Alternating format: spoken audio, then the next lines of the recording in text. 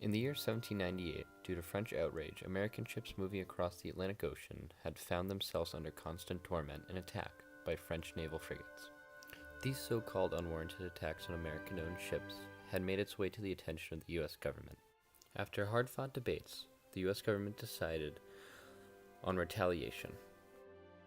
To fund what would later be known as the Quasi-War, the U.S. government passed a direct tax in 1798.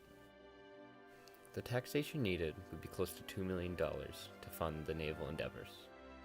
The rate at which the U.S. citizens were taxed were dependent on three things: the amount of land one person owned, the size of the house that the person owned, and the amount of windows that were within the house. The taxation rates themselves were to be determined by the tax assessors. In many cases, these men would come back relaying stories of harassment from the Buck County residents. The German Americans of the region saw the tax collectors not as a crucial part of the government, but as a nuisance. The constant altercations between the two groups had risen for about 3 months when John Fries decided he must take action. Starting in the February of 1799, John Fries organized meetings in Buck County. The topic of these meetings was always the direct tax and how the people of Buck County could stand against it. The U.S. government gained word of these meetings, and the government sent representatives to give a speech on the importance of the tax. This attempt to diffuse the tension between the two groups failed, and only led to greater stigma between the two groups. By mid-March, the local counties had raised a militia that was regularly armed and growing in strength. Mid-March of 1799 marked a point in the Fries Rebellion. Up to this point, in the conflicts, there had been no physical altercations between the groups and the government assessors. But here we are given the image of about 200 or so men, some in uniforms, others in common working clothes, walking the roads of Pennsylvania. With the drummers drumming and the men chanting, the presence of the sight of this militia was quite alarming. The men, led by John Fries, marched all the way to Quakertown, a 25 or so mile trek. Upon arriving, they captured the assessors who had been living in the area. Upon releasing of the men, they give directions. Go to your superiors. Let them know what has happened here. Do not return. With means now for retaliation, the Nationalists wrote warrants for roughly 10 men who had participated in the detaining and the harassing of the assessors in Quakertown. John Adams dispatched a militia of 300 or so men in response to the actions taken. "We must retaliate with a swift and powerful hand of God," remarked one officer.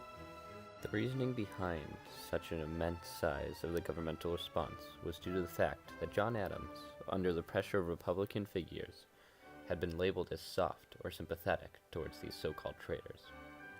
With warrants in hand, Isaac Parker, the U.S. Marshal, detained all attended men.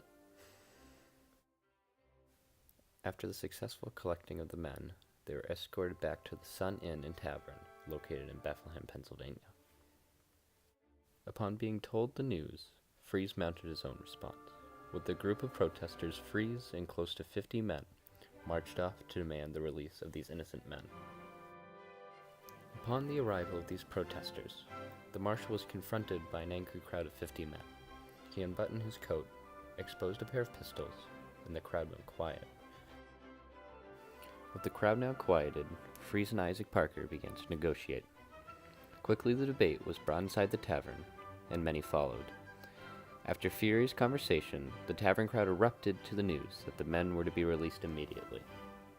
The releasing of the men would prove to be a large morale booster for the men of Buck County. So they charged 30 men, but they charged John Fry and 2 of them with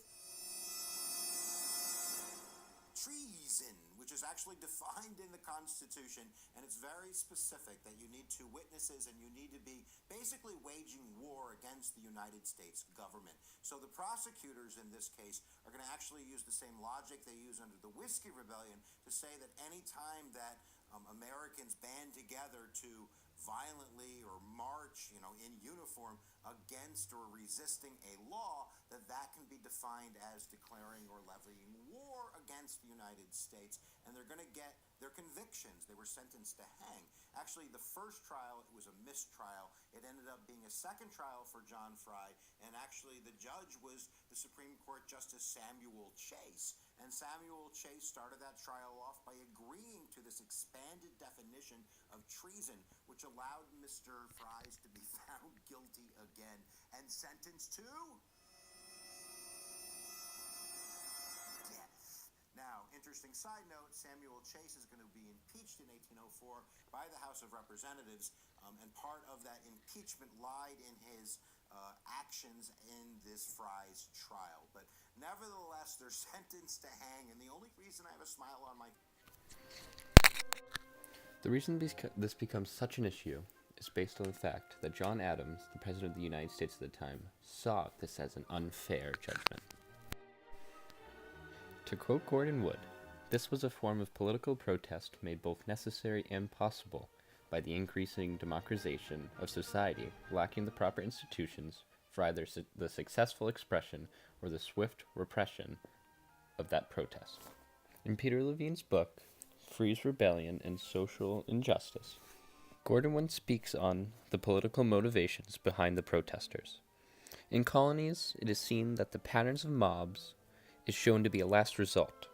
It is only done when there is no political way to call for change. John Adams, being a man of quite a large intellect, saw this as the reason for the protesting. Though others did not agree with him, he saw the treason trials as an unfit judgment of the actions that John Fries and other men took during these times. My face is because John Adams isn't going to go that far. He's not going to use that much power. He actually is going to grant an amnesty and a pardon to John Fries and his collaborators, and they're not going to hang. They're not going to be put in jail. And this actually is going to have a couple effects, and those effects are, number one, going to be a fracturing of the Federalist Party. Hamilton was very upset, very mad at John Adams about not letting these two guys hang, and it was said that in the upcoming election, some of his support for Adams is going to start to waver, and when that election ended up in a gridlock, he's going to side with Jefferson, and part of that probably lies in this fracturing of enforcing the law under Hamilton's eyes.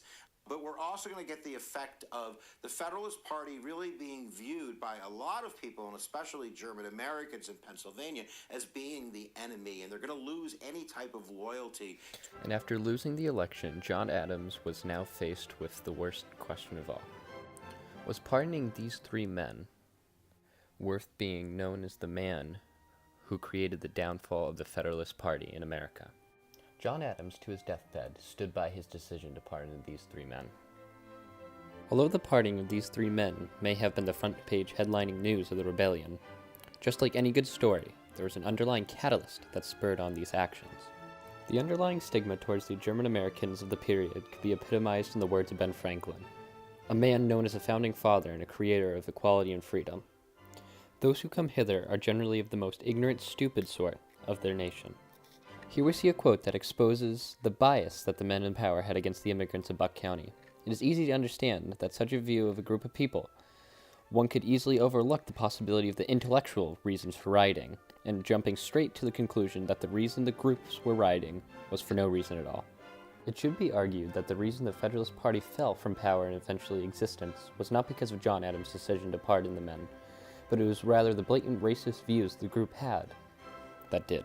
John Fries and the men of Buck County were one of the earliest examples in U.S. history to use civil discourse and unrest to not only call for change, but to call for representation. John Fries and the so-called rioters were not that at all.